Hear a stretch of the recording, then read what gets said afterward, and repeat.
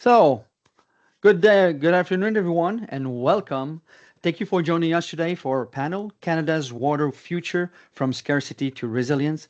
This session will run for about an hour and is being recorded and will be available immediately after the session via email.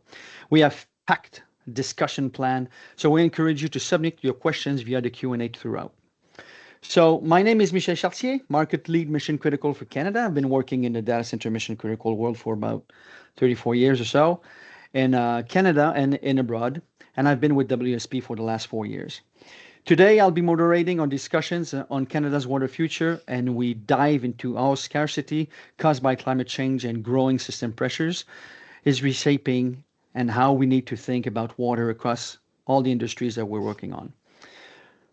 Across Canada, we've long assumed that water is abundant, largely because the country holds about roughly 20% of the world's total fresh water. However, only a third of this water is replenished annually, and much of it is not even located where people actually live. So, on top of this, we're seeing real operational constraints emerge from water usage across industries and communities because of climate volatility, rising demand, aging infrastructure for cities and so on, and tighter expectations around water quality for any type of industries we're working in. The fact is, these pressures exist and are already shaping decisions about our water future, sometimes leading to innovation and actually solutions that can be scaled wildly. Just a sec, I'm having issues with my screen here. So wildly, and that's what we'll focus on today, actually different type of solutions and talks about what we could do. For instance, in Orange County, California, wastewater is now treated to such a high standard of purification that it is reintroduced in the system and used across industries. What we're seeing now is that Canada is entering that same transition. So I can talk about the data center world and hyperscalers with AI, things that we're seeing more and more. People are more and more afraid that we're going to be using a lot more water, and we're moving away from using cooling towers to actually cool data centers. We're back to using condensers on the roof and so on. And direct to the chip does not include fresh water. It's all actually a closed circuit that we're rejecting the heat outside. So I'm joined today by a panel that will be able to build on this in depth, sharing their range of perspectives from climate risk and infrastructure to industry and implementation. So first, we have Aline Bennett, who brings deep expertise in climate risk and water scarcity. Aline will help ground the discussion in how climate volatility is already reshaping water availability and resilience planning across regions, drawing on our experience working with communities on water and wastewater planning and navigating the realities of utility operations and regulatory structures. Next, we have Bill Malik, who brings hands-on experience with industrial water reuse, particularly in sectors like food manufacturing. Bill will speak to how to reuse, efficiency, and regulatory realities intersect in real operational settings, including leading global industrial water initiatives and delivering projects that recycle processed wastewater back into high quality or even potable applications, such as the example that we saw just above. So also with us today, we have Martin Singh, who offers a buildings and infrastructure perspective. Martin will help us understand how water efficiency, reuse, and sustainability can be integrated into projects through practical, scalable approaches, while also challenging the long-standing assumption in Canada that water will always be reliably available in building designs and development. And finally, we have Olivier Simon, head of the Cycle HU Fund and senior partner at Cycle Capital. Simon brings extensive experience in innovation, strategy, and financial services, with over 20 years of GE leading renewable energy growth and strategic initiatives. He now focuses on scaling innovative water tech companies to drive business growth and environmental impact. He will also bring a systems level perspective on how investment and innovation are shaping the future of water across all the industries. So, Before we dive into the panel discussion, we'd love to hear from your perspective. So you'll see discussion posted. There'll be a question in the Q&A, sorry. What is the single biggest misconception Canadians still have about water, and why does it matter now? So if you can answer that, please jump on the Q&A and please answer, and please share your thoughts in the comments, and feel free to come back and add to it as the conversation evolves. We will have a Q&A session at the end. The questions will be read if we have time, and we will answer them as they were coming in. Okay. So without waiting no more, it's not my time to talk, it's the others. So let's start by grounding the conversation at the national level, as it's important to align on how the context itself is shifting before we get into solution. So I'll ask this question to you all, and I'll want any one of you to start answering. So we know Canada has long assumed water abundance, but if we accept that operational constraint is now the reality, what is the one shift we must make immediately to move from treating water security as a concept to delivering practical, scalable resilience? Anyone wants to go first? Go ahead. Yeah, thanks, Michel. Maybe I can go. And to your point about Orange County, they recycle the water to such standard that now we've been manufacturing beer called Revival in California, that we thought that for people was easier to drink kind of reused water through alcohol in it than versus kind of potable water. Then that's an interesting fact. You're right. Canada has kind of this misconception that water is abundant, but when we think of it, water fuels more of the economy than oil and gas. And we've always seen Canada as a resource-rich country, which includes water, obviously. But we should really kind of a good steward to our country and our environment. We should really look at water as an economic resource and to kind of use it as we use other entrants or part of the supply chain. And the best analogy I can give is look at what happened to the energy sector, the energy transition. Then since Kyoto 1997, people said, hey, we need to have standard, we need to have mandates, we need to incentivize to really transition to renewables. And here came the production tax credit, investment tax credit, to really transition from traditional conventional energy to renewable energy. And I think the same shift is happening in the water sector. And one element, and I'll finish with this, that's going to really accelerate it, is to make sure that we use water at the right price for the right value. And right now, water, unfortunately, is misvalued and mispriced across the board. And we need to send stronger signal so that people can account, from an accounting point of view, can account for the real value of water. Thanks. Anyone else? Yeah, Simone, to build on that, I think that our industry and users need to really look to treat water as a constrained production input, not just this unlimited utility. And as we build infrastructure and the real cost of water comes to bear, I think we're going to see more and more of that, where people are actually valuing water more appropriately.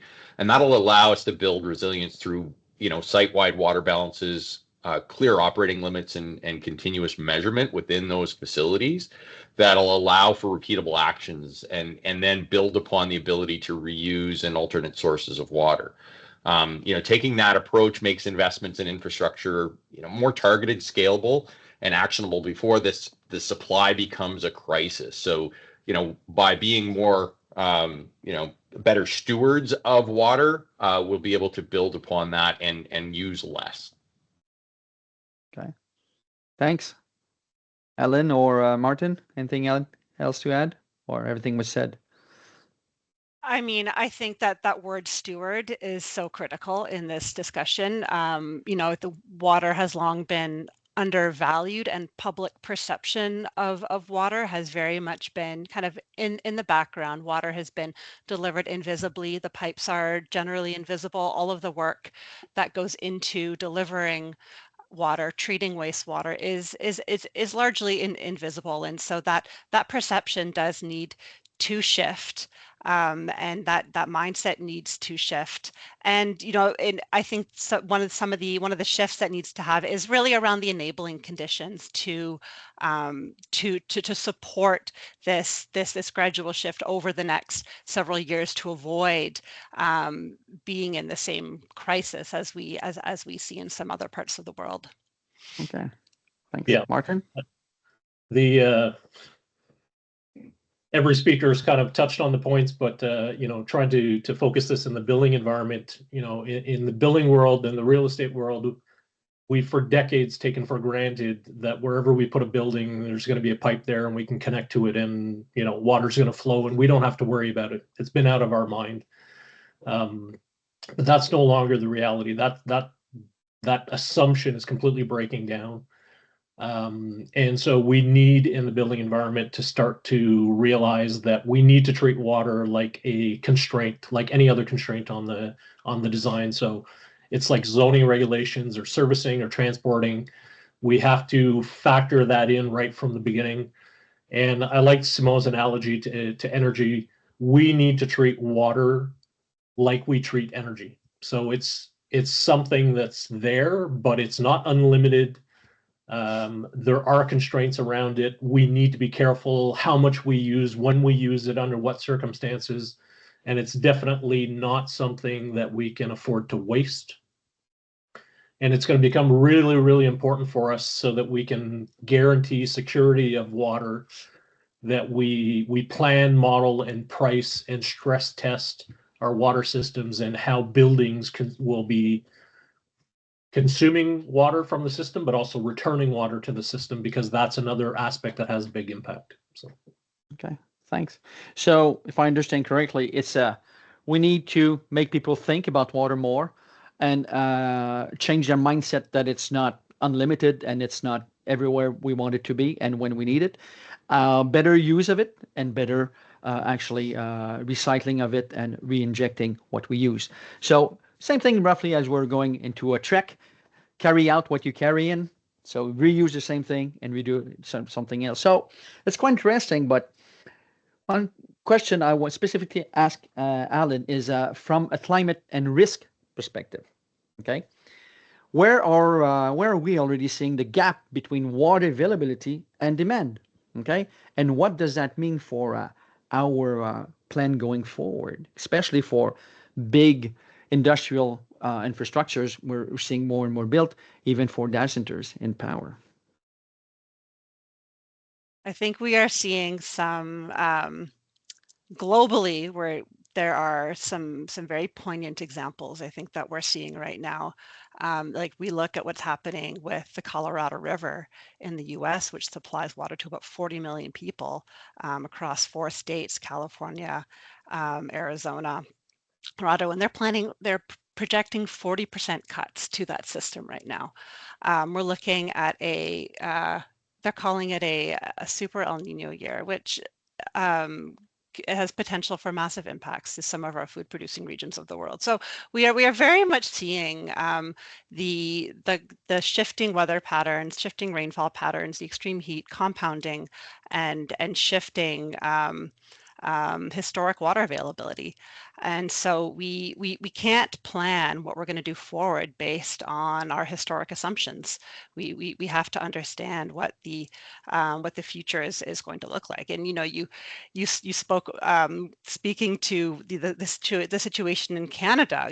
We have considered ourselves a water abundant nation, and by all accounts we are a water abundant nation. But there is a mismatch. There's a mismatch in where the water is available and where the demand is. And we have to be looking at this at a watershed level. We can't just think of this as Canada is not one homogeneous whole. It's a series of watersheds, and so we do have to do better planning on a watershed level. I just look at, I live in Vancouver. I'm looking at what's happening in Metro Vancouver this year, and we're already in stage 2 restrictions this early in the year, looking at potentially going into stage 3 restrictions due to quite a low snowpack, a historically low snowpack, and the snowpack is really the reservoir for the summer months. And so we started stage 2 restrictions, but our water use over this past May was higher than our water use last year in May, even with these restrictions in place. So that speaks a little bit to our public perception, our awareness of the issue, and kind of some of the pressures that we're experiencing. So the Seal First Nation in the Okanagan declared a water state of emergency just this past week due to historical low snowpack. So we're seeing signals, we're seeing scarcity signals across the board here. Okay. And so really, what does that mean for planning going forward?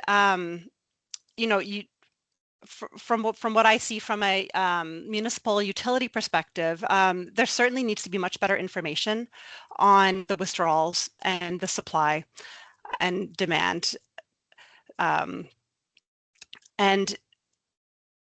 I like to look at it from a systems level perspective, and we need to do that, have that strong understanding of those integrated risks, and look at some adaptive planning approaches that consider sort of multiple water futures and provide flexibility for those pathways going forward. So I'll leave it there. Okay, thanks. So everything you're saying about reuse and pressure, so it does have pressures and evolving into the industries. So I'd like to open up to a broader panel, because while climate sets the context, those pressures ultimately show up differently across sectors, how we design, how we plan, and so on. So to every one of you, so how is that pressure showing up in your sector today? Okay, not in theory, but in real decisions or constraints you're facing. Yeah, that's a good question. And the challenge with water today, given climate change, is that we either have too much of it or too little of it. Yeah. Then this is kind of flood or drought. And the cycles are shorter and shorter. And from an infrastructure point of view, you always need to plan for overcapacity, like storm water, for example. When you've got kind of flash flooding in a city, then you need to account like how you're going to be managing that. And now we're looking at, from a tech and solution point of view, what we'll call CAT, climate adaptation technologies, that are emerging very, very rapidly, and with a lot of smart into it to be able to adapt to fast changing conditions. And because that's a big, big, big challenge, then the mindset is evolving. And I think we're going to kind of leap some technology generations to adapt as quickly as possible to those changes that are almost exponential, right? And that's a big challenge. Okay, thanks. I just want to add something. You talked about the next generations. Do you think the next generations are more acute or aware about the water usage and the impacts? You think they're going to be supporting a lot more better design in using or reusing water? Yeah, a lot more sensitive. And one of the big market trend we're seeing is distributed water utilities than the old kind of hub and spoke, kind of centralized water, wastewater treatment, or even potable water. Now is being kind of distributed to the point of use or point of consumption. And same thing for wastewater more locally. And that provides the flexibility I was referring to earlier in terms of being able to adapt, because those fast changing climate change events are more and more localized as well. And then that's why now the kind of the younger generation is kind of mindful about kind of, hey, we're building something maybe not for the next 25 years, but for the next kind of 5 or 10 years, needs to be distributed, smaller, nimble, and kind of a bit cheaper. Okay, thanks. Anyone else wants to comment on that? Yeah, I mean, I think both to Simone and Alin's point, the issue I think isn't just about water at a specific location. It's about also the timing of the availability of the water. And so, it's not about total supply. It's about getting the right amount of water at the right time to be able to use it. So that planning, the planning that Simone's talking about, really needs to address timing mismatch, not just the volume availability. Okay, thanks. Yeah, and in the building sphere, some of the pressures that we're seeing are development caps that are being put on based on water availability. So there's discussions around how much density can certain regions be able to accommodate because of the availability of water in those areas. The other thing that we're seeing from a pressure perspective is project approvals are taking longer in certain cases because there's hesitation or delay with regards to availability of water. And Michelle, you spoke to the data center world, and you and I both know that that's an experience that we've been through in that sector, where data centers, have full plans to go ahead and have targeted the areas that they want to develop in. But then when they start to get into conversations with the municipalities and they start outlining what their water demands are going to be, the municipalities very quickly realize we can't accommodate this. And in many, in certain cases, the demand for water that the data center wants to have, far outweighs the entire current capacity that they have for their community. And so, that has a big part to play in the pressures that we're seeing when it comes to planning, around a water availability. So, Okay. So we clearly see that those pressures are no longer theoretical. We're not talking about things that could happen.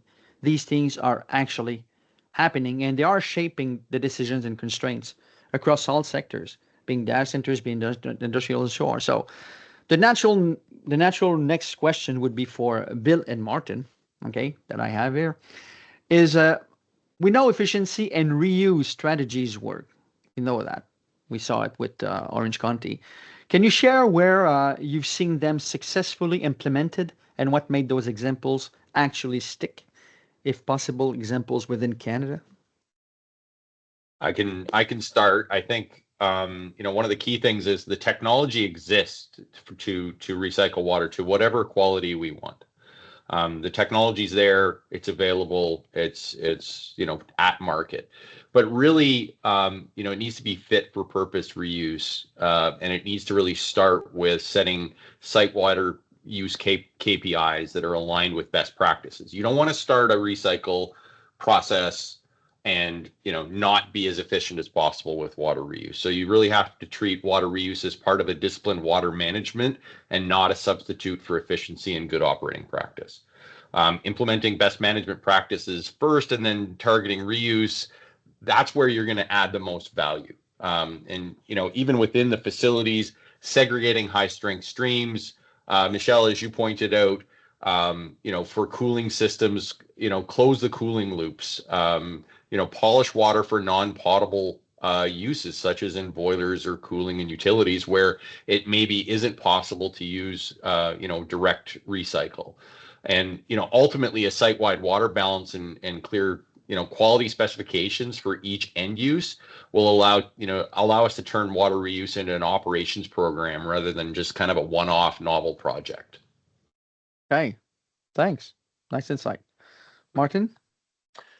Yep. So kind of like Bill was pointing to, so for us in the building environment, what's really changing is it's becoming a topic of water management. So we're needing as designers to learn how to manage water usage within the designs that we're doing. And when you're managing any kind of resource, one of the first key things that you need to do is you need to talk about reduction, or how do I minimize the need for that actual resource and make sure that I'm not going to be wasting any of that resource.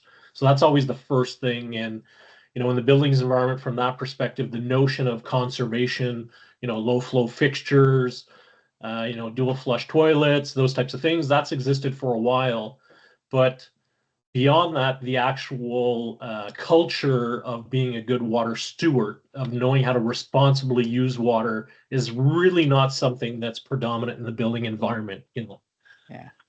And like Bill mentioned, this isn't a technology issue. There are lots of examples of highly water efficient buildings that have integrated either gray water, rainwater, or even black water reuse systems and incorporated on-site stormwater or even wastewater management.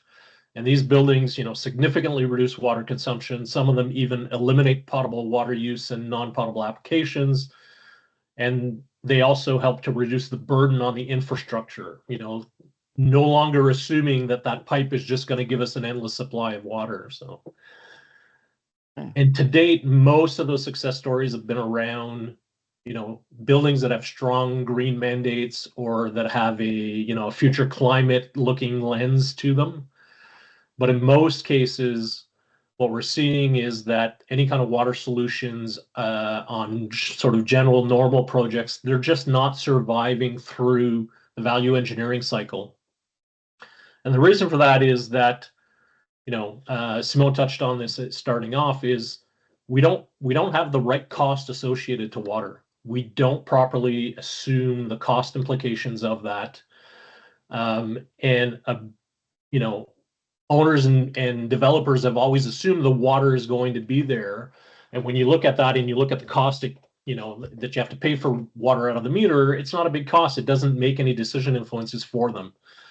But where it changes is when they start to think about, well, hang on a second, what happens if I don't have water? And when you start bringing that into it, you start talking about operational impacts.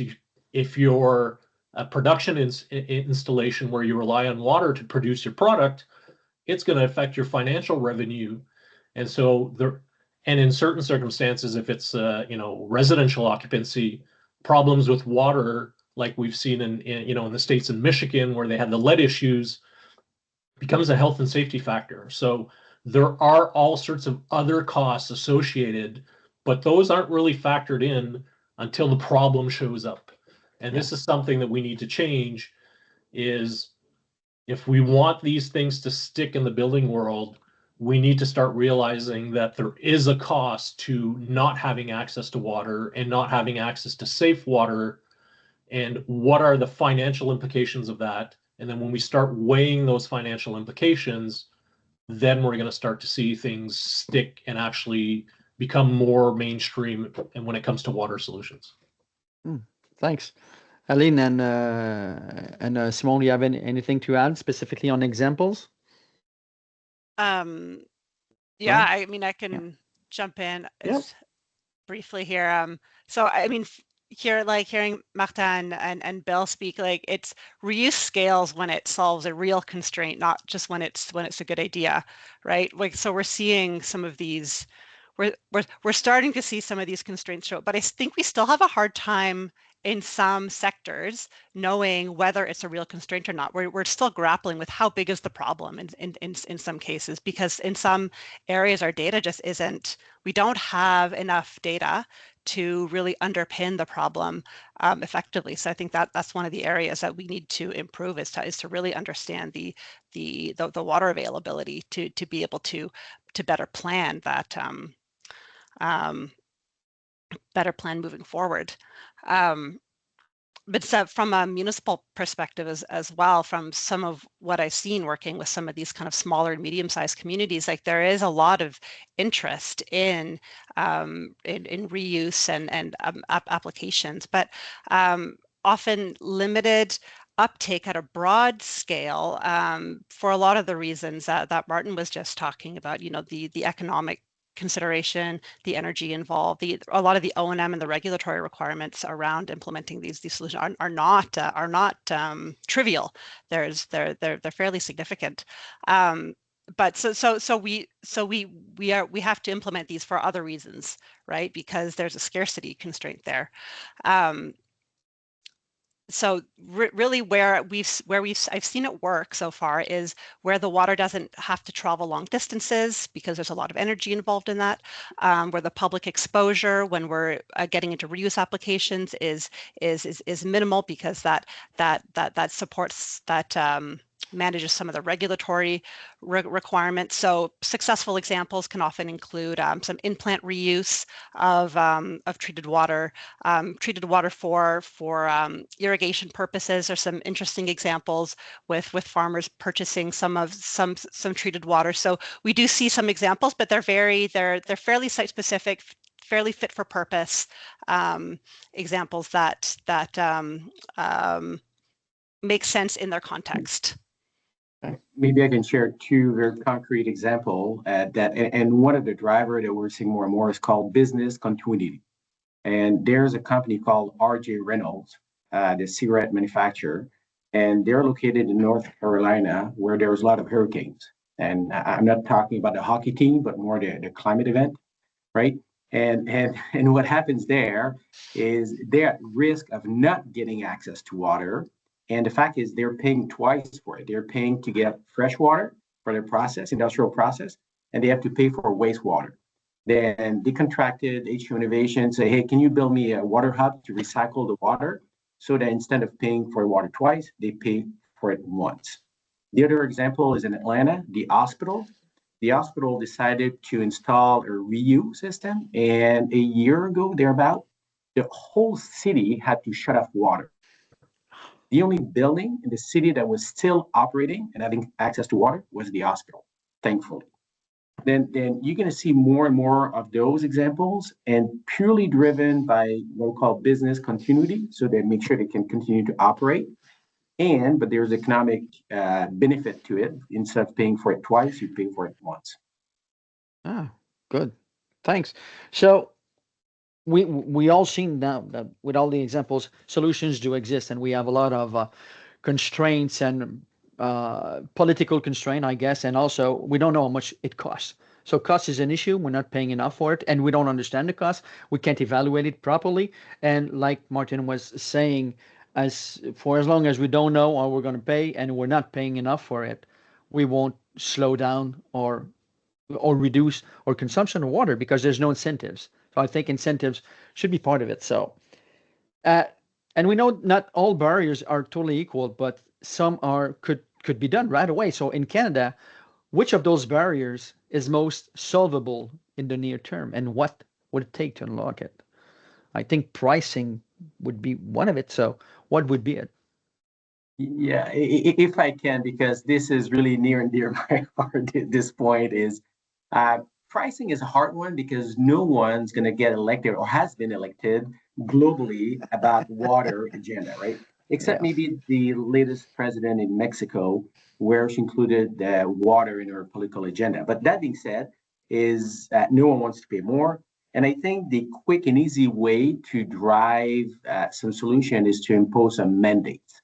And there's an example in Lévis, Quebec, just south of Quebec City. There's a big food and beverage manufacturing facility that belongs to Frito-Lay, and they manufacture chips. And 40% of the wastewater of the city is produced by that one plant. And because of the wastewater plant is at full capacity, they cannot build, and Martin won't like that, but they cannot build new buildings or residential houses and whatnot because they have nowhere to send the wastewater because of one facility.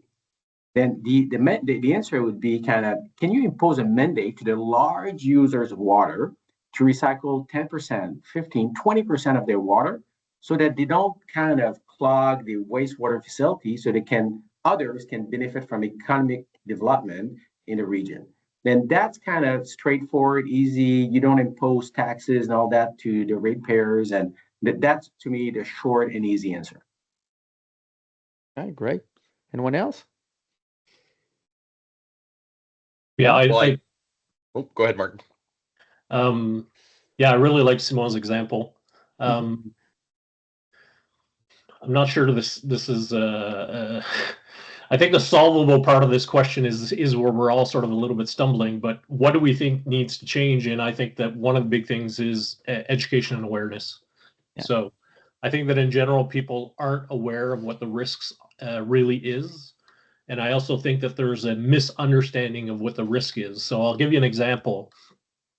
We did a project where we were promoting, it was a public sector client, government, high visibility. We were promoting that they should play a more active role in water conservation and being a good water steward.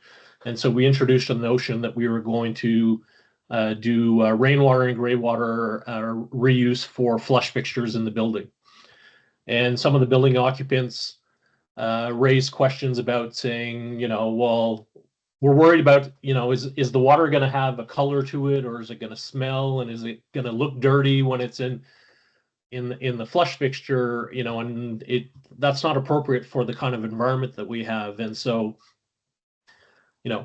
it pointed to the fact that people were more concerned about the perception of, well, my building is a high class building, and so the water should look clean when I'm looking down in the urinal or the toilet, rather than understanding that what we're trying to deal with is preventing water shortages and trying to find other ways to be able to reuse. And we explained to them that we could filter the water and clean it, and it wasn't going to be a color issue. And even some of them pointed to the fact that some green buildings have actually added dye to the water to actually make it more visible that it is recycled water. They're trying to send the message to people, but that message was being badly received by people. And they say, well, we don't want that. We don't want people knowing that this building is reusing water in a non-potable application. So I think, again, there's still have a lot of work to do to combat this myth and this notion that in Canada we have this huge abundance of water and that we don't have a water problem. I think that's a big part of what we need to work on to make this a solvable solution moving forward. So.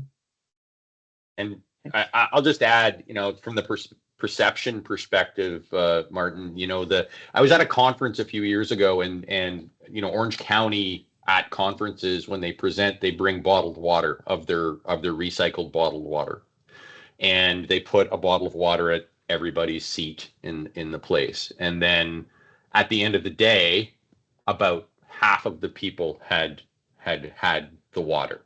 The other half probably weren't that keen on drinking recycled water. And so there is that perception that water is substandard or it's not as good. And it's really, the technology's there. That water is filtered through, reverse osmosis systems. And so I think that's that perception issue is a real challenge. The other challenge, again, is going to be the approval pathway and where reuse sits across different regulatory environments. So I think Canada's moving forward on a lot of that. We've seen some action from CFIA with food and beverage facilities and sort of setting standards for water, reused water. Yeah, thanks. So my guess is that education is the key, that like in data centers. But in middle school we learn the cycle of water. Outside, vapor to the cloud and falling back, and vapor to the cloud and falling back, and it's always there, and that's what we learned. So we should teach our kids also to reuse the water and recycle it within the house. I think that's missing from our schools also. So thanks, guys. I chuckle because it's already happening. And I read a story that along the St. Lawrence River, from the Great Lakes to the Atlantic Ocean, the same water molecule is drank by 7 different individuals. Absolutely. Right? Oh, great. Then it's already recycled in a way, but through nature a little bit, but through technology, but nature. And to Martin's point about education, I mean, that's what we need to let people know. Then when they flush the toilet, it doesn't disappear forever by magic, right? I mean, somebody else down the river is going to drink it a couple days later, right? That's true. That's true. Okay. So let's now shift to the lens to what will enable progress, because moving forward will require more than just addressing barriers, but facing it, and will require actively creating the right conditions for scale, not only specific projects here and there, but for scale. So, Simon, questions for you. What needs to change to make water efficiency, reuse, and circular systems investable, fundable, and repeatable at scale across Canada? Yeah, I mean, that's a big loaded question, but there are a couple elements. I talked about mandates, and there are some countries around the world that have adopted mandates and more stringent policies.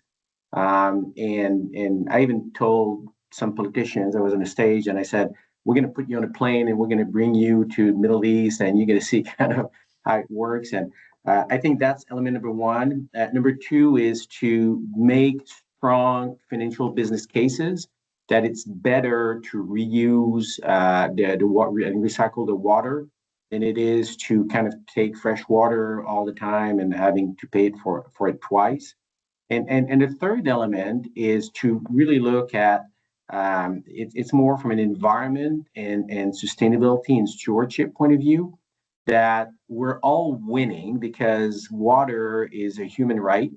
And whether you look at it through the economic lens, the environmental lens, or the social lens, that we're going to be better off as a nation to kind of really deal and care for water for us, but for the future generations as well. And I think those three elements together, it's a big one, but I think it's accelerating very, very fast. The Treaty of the Great Lakes, which are shared between the U.S. and Canada, has been renewed, but has been weakened a little bit. And it's a 50-year agreement. How do we kind of share those kind of huge amounts of fresh waters between U.S. and Canada?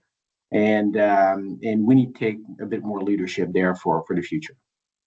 Okay, thanks. So to close the discussion, I think we've covered a lot of topics, going from issues in projects, regulations, education, and also what we're living and how we should treat water and reuse it the more we can. So to close the discussion, I'd like to bring this back and more forward looking. So I want you to take your crystal ball, not my head, but your crystal ball or Bill's ball.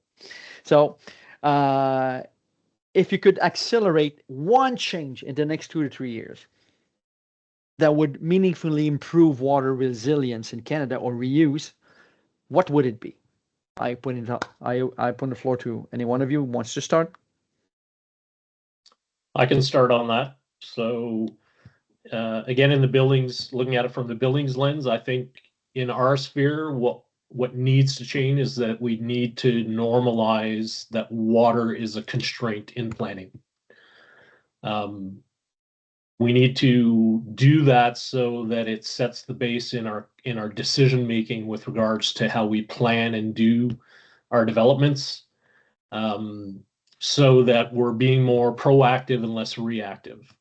So unfortunately, I think that in the building sphere right now, this is I've got my head buried in the sand kind of problem where not many of us are seeing it right away, and I don't need to worry about this because the utilities and the municipality are going to take care of this problem. I'm still magically going to have that pipe that's going to give me that water. But that's not that reality. So we need to normalize that water scarcity is a reality. It is going to be a reality for building and property owners moving forward. And we need to understand that, plan that. We also need to understand that water resilience is more than just managing big storms and flood events, but it's how do we design our buildings for the fact that we're going to be going through these deepening cycles of drought and flood and drought and flood. And then we need to understand what the financial implications of that are to the buildings. So, what happens when we don't have access to water? What other financial implications does that have? And how do we weigh that in our decision making as we're going forward? So, there needs to be a better representation of what the actual cost implications of water are, and how do we manage that to make sure that we have better security and stability and reliability of water as we move forward. Because of all the resources we have access to, water is the one thing that human beings cannot live without. Sure. We can live without our smartphones and our AI and all that kind of stuff, but we cannot live without water. So we have to start looking at it seriously and understanding what that means long term for us. Okay. So, Aline? And I'll jump in on that and build a bit on it, and to improving water resilience. I see us needing to remove some of the silos around how we think about water systems, move to some one water systems thinking, and really understand water system risks at an integrated level when we're thinking about what we're going to do about things moving forward. but then the other piece that I will add to what's been said is, when we thinking about the water cycle and our source waters, and what hasn't really been brought into the conversation yet is the critical importance of restoring our wetlands and protecting our watersheds, and maintaining the ecosystem functioning of the sources, and where it all starts. Right. Thanks. Maybe I can add. I mean, I look at three elements: permitting, price, policy. On the permitting side, then any user of water should be forced to use the best available technology to drive efficiency. And because right now, I mean, it's almost like an open bar, right? People come in and say, "Hey, I'm going to do," but there should be a better kind of regulation of permitting. On the price element is to really have a better equation between price and value, and that includes royalty. There's a lot of people extracting water, whether it's the oil sand through the Athabasca River for SAGD in oil sands, or the bottlers, whether it's Nestle or Coca-Cola.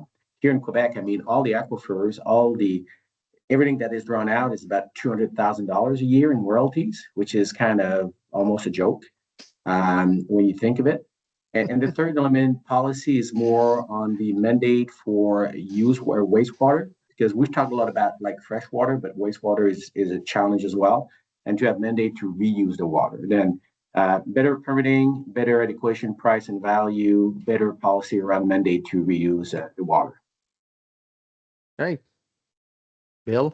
Yeah, and just to touch on Simone on one of the things you mentioned is really we don't have a consistent fit for purpose reuse framework in Canada. There's not a clear approval pathway that regulators can adopt for potable, non-potable industrial reuse applications. So really we need a framework to define the end use categories and establishing technologies and the standard performance criteria that we should expect from those technologies. The technology exists, but what we're missing is that repeatability and confidence of how projects are approved and delivered. Approvals are a challenge across the country, but if we can standardize the process, we can reduce schedule, liability uncertainty, which then makes financing easier. So Simone, to your point, that financing becomes easier, the economics become better, and then we have a clear implementable reuse policy that is repeatable rather than a bunch of one-off projects that are occurring across the country. So that results in a practical resilience, lowers demand on the stress resources, and basically allows us to be more climate risk ready. Thanks. So I think that covers everything we want to cover. So we're going to go through the Q&A now. Thank you for all the panelists to be here, and you're ready to answer some questions that we might have. Great. Thank you. So hi, everyone. My name is Emily Miranda. I'm managing our Future Ready program here in Canada. And I just want to thank everyone for participating so far. We had a great attendance, and thank you to all the panelists and Michelle for moderating. We have a short slide here that just summarizes like this future ready thinking. So really what's going to be happening in the future. And there's some key steps here that a lot of our panelists have highlighted. Key elements too. And I just want to have this up while we go through the Q&A. So we had one that came in pretty early into the session that was just speaking to the fact that they're only seeing a lot of changes happen when a severe shock hits, or we're confronted with a severe shock. So open up to the panelists that in your view, is there a scenario on the horizon, whether geopolitical, environmental, or otherwise, that could deliver that same kind of visceral everyday shock around water? And if so, what might that actually look like for Canadians? I hope we don't get to day zero. I mean, this has been brought up. This has been brought up already that the real cost of water, I think, is really what will drive that. The economics will drive the answer to that. Once we are seeing the real cost of water development and wastewater treatment, that's going to drive the technology further and make the economics better. And about a year ago, we did have that geopolitical shock when the president south of the border said, hey, we're going to kind of build a big pipeline and we're going to get our water from Canada, right? And almost overnight, all the big kind of business leaders and big users of water here in Canada said, "Whoo, that's a problem." And overnight, we saw the board meetings, the agenda. It used to start with kind of financials, risk, HR. ESG was kind of one, the last one. And almost overnight, ESG became number one on the board meetings agenda, and to talk about kind of what's going to happen with our future if we no longer have access to water. That happened, and it kind of phased out a little bit, but it did happen a year ago. Yeah. And I think one important thing that we're going to need to keep as part of the conversation is equity around water. So we're talking a lot about the price of water and the cost of water. And as that starts to change and as we start to apply more real cost to water, one of the things that we're going to need to pay close attention to is that we're not pricing water out of the market. And as a result of that, creating equity problems. So, water is something that every human being needs.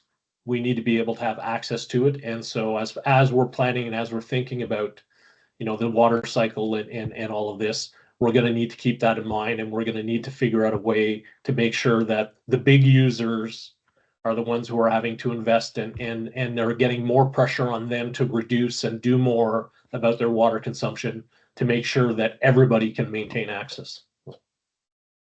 Great, thank you. And I think one of either the comments in our original discussion or the questions also circle back to that social equity component. But I'm going to just go in order of those that have come in.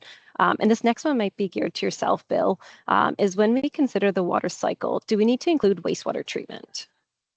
Absolutely. That wastewater treatment component is really a major factor, and probably is about double the cost of what the water supply is to a lot of users, and so that really has to be taken into account in however we're dealing with water. Wonderful. Thank you. The next question we have is, are there any example projects where such novel approaches have been implemented? So generally adoption of such approaches to water management is ultimately dictated by client and stakeholders. Not sure who wants to take that one on. I will jump in on this one because absolutely we had a situation where a client of ours had a need. They needed about double the water that was available, and it wasn't a long-term sort of thing. We didn't have the benefit of doing a bunch of pilots. We had to implement this. So we jumped on that using existing technology, robust design, developing water reuse systems that were taking processed water to potable water standards for reuse in the factory. For food contact applications, but again, doing that in a manner that was safe and built upon existing technology. So it's absolutely being done, both in industry and in municipal applications. Great. Does anyone else want to chime in on the panel? Yeah, like I mentioned, in the buildings arena, there are a lot of examples of successful water management stories and water efficiency stories. Two that jump to mind right now. One was for a condo project in the Toronto area where the developer wanted more density for their development, but the challenge was related to water. And so in exchange for granting them more density, the city required them to come up with a strategy where they would not consume more water than they would have under the density that was approved. But it also looked at the waste return side, and they also had to reduce the amount of effluent that was leaving their project and going back out to the system. So there, the concern was really around impact to the grid and the infrastructure for water.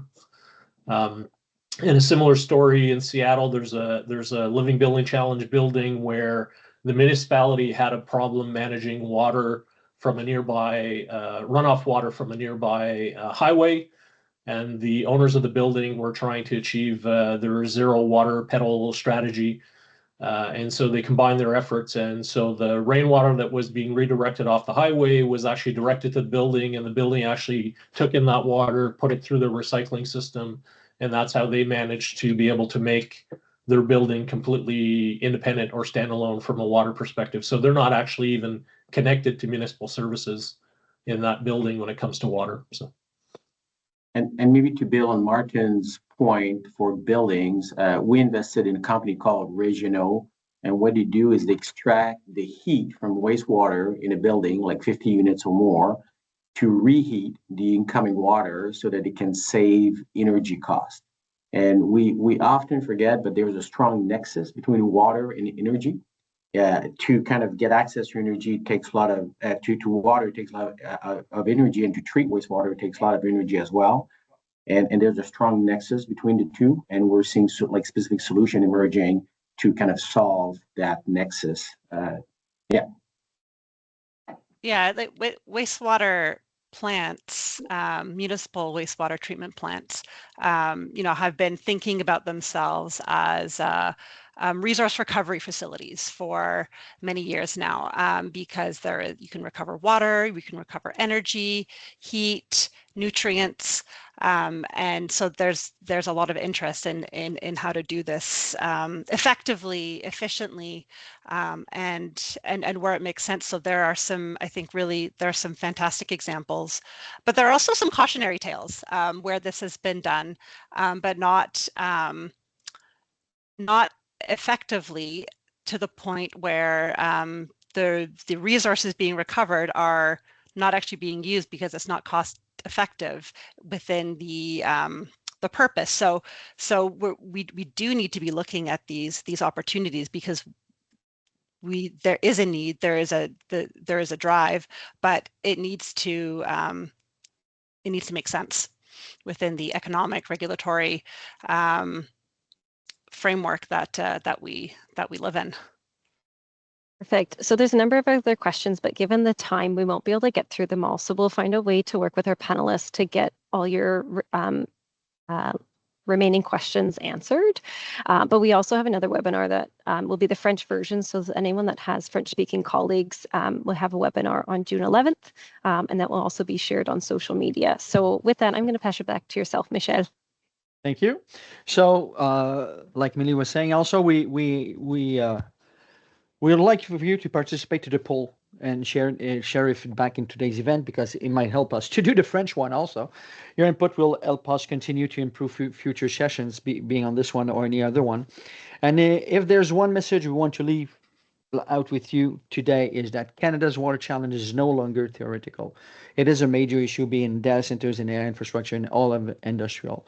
I know I do my part here at my cottage. I pump water from the lake, and I have a wastewater system throwing back the water from the lake, any water that I use in the cottage itself. So solution exists, they are here, but moving from awareness to action would require a real shift in mindset, stronger policy and investment alignment, and a willingness to treat water resilience as essential to how we build, operate, and grow. So thank you very much for joining us. It was a pleasure to meet you all, talk to you with all the panelists, and I'll see you maybe at the French one. Thank you very much. Bye. Thank you. Bye, everyone. Thank you. Bye, everyone. Bye.